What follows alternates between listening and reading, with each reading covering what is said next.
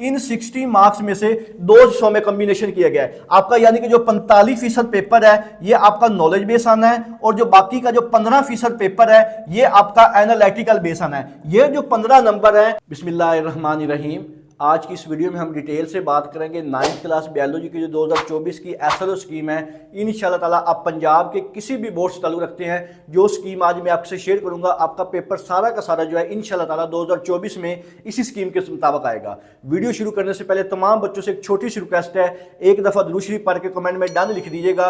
इंशाल्लाह ताला आप पंजाब के किसी भी बोर्ड से ताल्लुक रखते हैं, आपका बायोलॉजी का जो पेपर है इंशाल्लाह ताला एसएलओ जो स्कीम है 25% जो एनालिटिकल पेपर आना है इसी स्कीम के मुताबिक आएगा। तो सबसे पहले हम बात करेंगे 9th क्लास बायोलॉजी की जो स्कीम है, ये पंजाब के जो तमाम बोर्ड है, लाहौर, रावलपिंडी, गुजरांवाला, साहिवाल, मुल्तान, फैसलाबाद, सरगोदा, बहावलपुर और डेरा गाजी खां, इंशाल्लाह ताला आप पंजाब के किसी भी बोर्ड से ताल्लुक रखते हैं, तमाम बोर्ड में जो स्कीम है यही फॉलो होगी। ये जो स्कीम है ये बोर्ड की तरफ से जो 2024 का पेपर पैटर्न जारी हुआ है, जिसके मुताबिक आपका जो 25% जो पेपर है ये एनालिटिकल आना है। एनालिटिक पेपर से क्या मुराद है, ये मैं इस स्कीम में डिटेल से बताऊंगा कि आपने जो एनालिटिकल और कंसेप्चुअल जो पोर्शन है वो किन किन चैप्टर से प्रिपेयर करना है और किन चैप्टर को आपने मुकम्मल तौर पर स्किप करना है और कौन से सिर्फ 4 चैप्टर हैं जिनको आपने मुकम्मल तौर पर तैयार करके इंशाल्लाह ताला बायोलॉजी का जो पेपर है आपका इंशाल्लाह ताला 60/60 जो नंबर है वो इसी के मुताबिक आएंगे।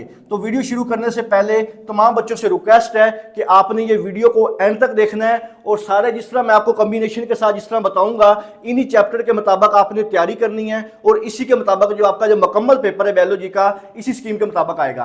तो सबसे पहले हम बात करेंगे आपका जो ऑब्जेक्टिव पेपर होता है, जिसको आप एमसीक्यूज वाला पेपर भी कहते हैं। आपके पेपर में टोटल जो एमसीक्यूज होते हैं वो 12 होते हैं, हर एमसीक्यूज का 1 नंबर होता है और इसी तरह अगर हम ऑब्जेक्टिव पेपर की बात करें तो आपका सिर्फ और सिर्फ जो ऑब्जेक्टिव पेपर है ये 12 नंबर का आएगा। अब ये जो 12 नंबर है इसमें से एनालिटिकल कितने एमसीक्यूज आने हैं, एक्सरसाइज में से कितने आने हैं, असबाक में से कितने आने हैं, लेसन में से कितने आने हैं, उनको हम डिटेल से देखते हैं कि आपका जो चैप्टर नंबर 1 है इसमें से 2 एमसीक्यूज आने हैं, चैप्टर नंबर 2 में से 1 एमसीक्यूज, चैप्टर नंबर 3 से 1 एमसीक्यूज, चैप्टर नंबर 4 से भी 1 एमसीक्यूज, चैप्टर नंबर 5 से भी 1 एमसीक्यूज, चैप्टर नंबर 6 से भी 1 एमसीक्यूज, चैप्टर नंबर 7 से 2 एमसीक्यूज, चैप्टर नंबर 8 से भी 2 एमसीक्यूज और जो चैप्टर नंबर 9 आपका जो लास्ट चैप्टर है इसमें से 1 एमसीक्यूज आएगा। यानी कि टोटल जो आपके पेपर में एमसीक्यूज आएंगे ये 12 एमसीक्यूज होंगे और उनके जो एमसीक्यूज की तरतीब है वो कुछ इस तरह से होगी। अब हम बात करेंगे आपका जो सब्जेक्टिव पेपर होता है, यानी कि ऑब्जेक्टिव पेपर मिलने के बाद जब आपको जो सब्जेक्टिव पेपर दिया जाता है उसमें सबसे पहला जो सवाल होता है वो आपका सवाल नंबर 2 के नाम से होता है। ये जो सवाल होंगे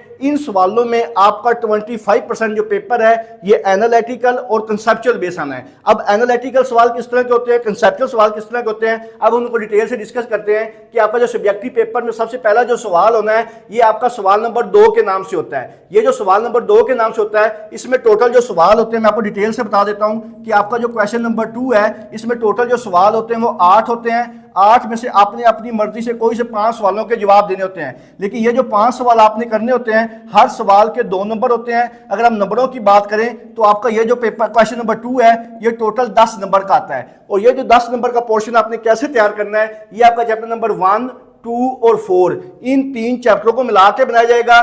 चैप्टर नंबर 1 में से 3 शॉर्ट क्वेश्चन, चैप्टर नंबर 2 से भी 3 शॉर्ट क्वेश्चन और जो आपका चैप्टर नंबर 4 है इसमें से 2 शॉर्ट क्वेश्चन आएंगे। यानी कि सिर्फ आप चैप्टर नंबर 1, 2 और 4 ये 3 चैप्टर अच्छी तरह से कर लें तो इंशाल्लाह आपका जो क्वेश्चन नंबर 2 है ये आपका मुकम्मल तौर पर यहाँ पे हल हो जाएगा। इसके बाद नेक्स्ट जो आपका क्वेश्चन नंबर 3 होता है इसमें भी 3 चैप्टर में से ये कवर होगा। Question number chapter number 3, chapter number 5 और चैप्टर नंबर 7, यानी कि ये जो तीनों चैप्टर हैं इनमें से आपका जो क्वेश्चन नंबर 3 है ये अटेम्प्ट हो जाएगा। इसमें टोटल जो सवाल कितने होते हैं ये मैं आपको डिटेल से बता देता हूं कि आपका जो क्वेश्चन नंबर 3 है इसको हम डिटेल से अब दोबारा डिस्कस करते हैं कि आपका क्वेश्चन नंबर 3 में टोटल जो सवाल होते हैं वो कितने होते हैं। 8 सवाल होते हैं, 8 में से आपने कोई से 5 सवाल करने होते हैं और हर जो सवाल होता है इसके 2 नंबर होते हैं। अगर हम नंबरों की बात करें तो आपका जो क्वेश्चन नंबर 3 है ये टोटल जो होगा ये भी 10 नंबर का होगा और ये जो आपका क्वेश्चन नंबर 3 है ये आपका चैप्टर नंबर 3, चैप्टर नंबर 5 और चैप्टर नंबर 7 इसको मिला के बनाया जाएगा। चैप्टर नंबर 3 में से 3 शॉर्ट क्वेश्चन, चैप्टर नंबर 5 में से भी 3 शॉर्ट क्वेश्चन और जो चैप्टर नंबर 7 है इसमें से 2 शॉर्ट क्वेश्चन पूछे जाएंगे। अब हम बात करेंगे आपका जो सब्जेक्टिव पार्ट का सबसे लास्ट पोर्शन होता है जिसको क्वेश्चन नंबर 4 कहते हैं। आपका जो क्वेश्चन नंबर 4 होता है, इसमें टोटल जो सवाल होते हैं ये 8 सवाल आते हैं। अब क्वेश्चन नंबर 4 की जो अरेंजमेंट है वो कैसे होती है कि जो क्वेश्चन नंबर 4 है इसमें मैं आपको थोड़ी सी डिटेल से बता देता हूं कि क्वेश्चन नंबर 4 में टोटल जो सवाल होते हैं वो 8 होते हैं। 8 में से आपने अपनी मर्जी से कोई से 5 सवालों के जवाब देने होते हैं। हर जो सवाल है इसके 2 नंबर होते हैं। अगर हम क्वेश्चन नंबर 4 की बात करें तो ये जो आपका टोटल है ये 10 नंबर का होता है, और ये जो 10 नंबर है ये आपने कैसे कवर करने हैं। आपका जो क्वेश्चन नंबर 4 है ये आपका चैप्टर नंबर 6, चैप्टर नंबर 8 और चैप्टर नंबर 9, इन तीनों चैप्टरों को मिला के बनाया जाएगा। और ये जो तीनों चैप्टर है इसमें जो क्वेश्चन नंबर 6 है इसमें से 2 शॉर्ट पूछे जाने हैं, चैप्टर नंबर जो 8 है इसमें से 3 शॉर्ट आने हैं, और जो चैप्टर नंबर 9 है इसमें भी 3 शॉर्ट आने हैं। लेकिन जो एक शॉर्ट होता है वो डेंगी के मुतालिक आता है। अब जिन बच्चों को पता नहीं कि डेंगी वाले सवाल कैसे आते हैं, वो थोड़े से 5 से 6 सवाल है, उसी में से जो एक सवाल है वो लाजमी आता है। इंशाल्लाह उसके ऊपर मैं एक अलग से दोबारा वीडियो बना के अपलोड कर दूंगा, इसमें सिर्फ हम डेंगी वाले जो सवाल है उनको डिटेल से डिस्कस करेंगे कि सिर्फ बच्चे यही तैयार करके आपका जो 2 नंबर वाला ये पोर्शन है ये आपका यहीं से कवर हो जाएगा। यानी कि आपका जो लास्ट पोर्शन क्वेश्चन नंबर 4 है ये चैप्टर नंबर 6, 8 और 9 इन 3 चैप्टरों में से कवर हो जाएगा। अगर आप ये वाले जो 3 चैप्टर हैं इनको अच्छी तरह से कर लेते हैं तो इंशाल्लाह ताला आपका जो क्वेश्चन नंबर 4 है ये यहां से अटेम्प्ट हो जाएगा। अब हम बात करेंगे 9th क्लास बायोलॉजी के जो सब्जेक्टिव पेपर का सबसे इंपॉर्टेंट पार्ट होता है, जिसको आप लॉन्ग क्वेश्चन वाला पोर्शन भी कहते हैं, जो कि सबसे इंपॉर्टेंट और एनालिटिकल बेस आएगा। बहुत से बच्चे बार बार सवाल कर रहे थे, कमेंट्स कर रहे थे, मैसेज कर रहे थे कि सर जो बायोलॉजी की स्कीम इस दफ़ा चेंज हो गई है, मुकम्मल तौर पर जो लॉन्ग क्वेश्चन का कॉम्बिनेशन चेंज कर दिया गया है, इसमें हमें कैसे पता चलेगा कि हमने कौन कौन से चैप्टर तैयार करके जाने हैं, किन चैप्टर को स्किप करना है और किन चैप्टर को अच्छी तरह से तैयार करके जाना है। तो ये वाला जो पोर्शन है इसको आपने अच्छी तरह से देखना है। मैं आपको डिटेल से बताऊंगा कि किस चैप्टर से एनालिटिकल सवाल आना है और किस चैप्टर से कंसेप्चुअल सवाल आना है, किससे एप्लीकेशन बेस्ड सवाल आना है, किससे नॉलेज बेस्ड सवाल आना है। तो आपका जो सब्जेक्टिव पार्ट होता है, सब्जेक्टिव पार्ट में टोटल जो सवाल होते हैं वो 3 होते हैं। 3 सवालों में से आपने 2 सवालों के जो जवाब है वो देने होते हैं, और हर जो लॉन्ग क्वेश्चन होता है इसके 2 पार्ट होते हैं। इन पार्ट्स को हम डिटेल में डिस्कस करने से पहले मैं आपको यहां पे एक चीज डिटेल से बता दूं कि आपका जो इस दफा कंसेप्चुअल पेपर आना है, कंसेप्चुअल पेपर में टोटल जो आपका बायोलॉजी का पेपर होता है ये टोटल 60 मार्क्स का होता है। इन 60 मार्क्स में से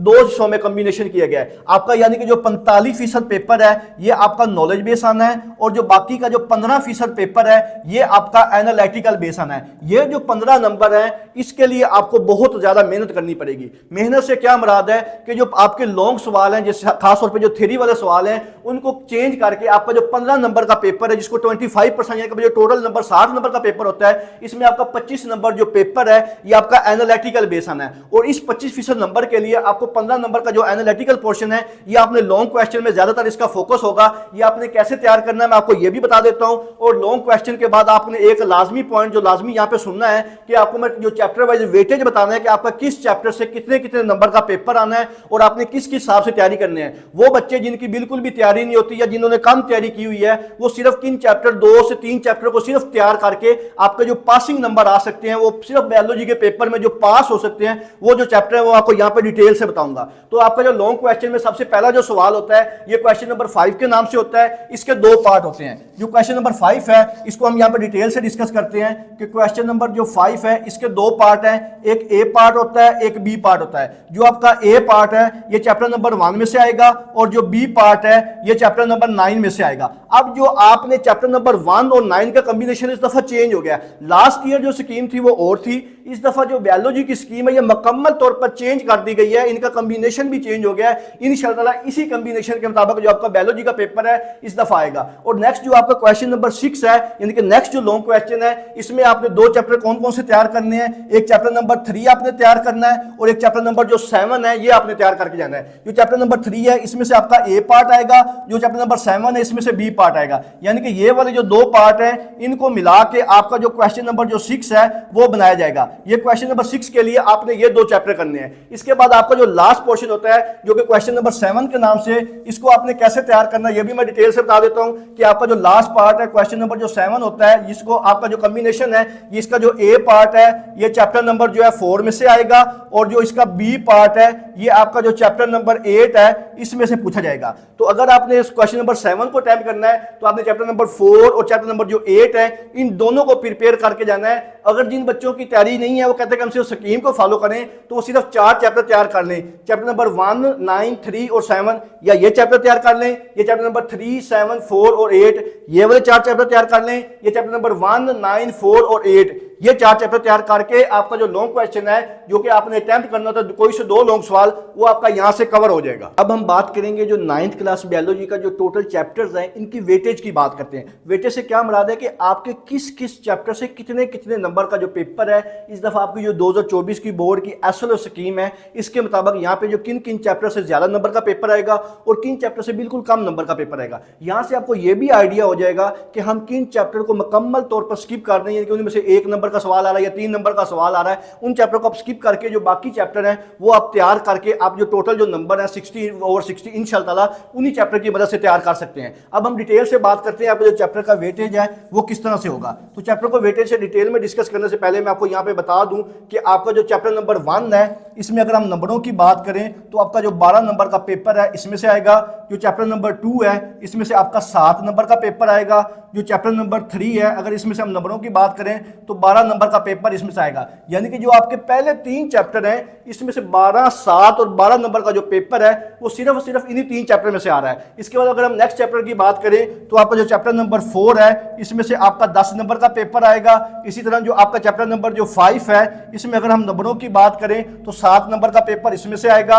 और जो आपका चैप्टर नंबर 6 है अगर हम इसमें नंबरों की बात करें तो 5 नंबर का पेपर जो है वो आपका चैप्टर नंबर 6 में से आएगा। इसी तरह अगर हम नेक्स्ट चैप्टर जो आपका चैप्टर नंबर जो 7 है अगर हम इसको डिटेल से देखें तो आपका चैप्टर नंबर जो 7 है इसमें से आपका 10 नंबर का पेपर आएगा।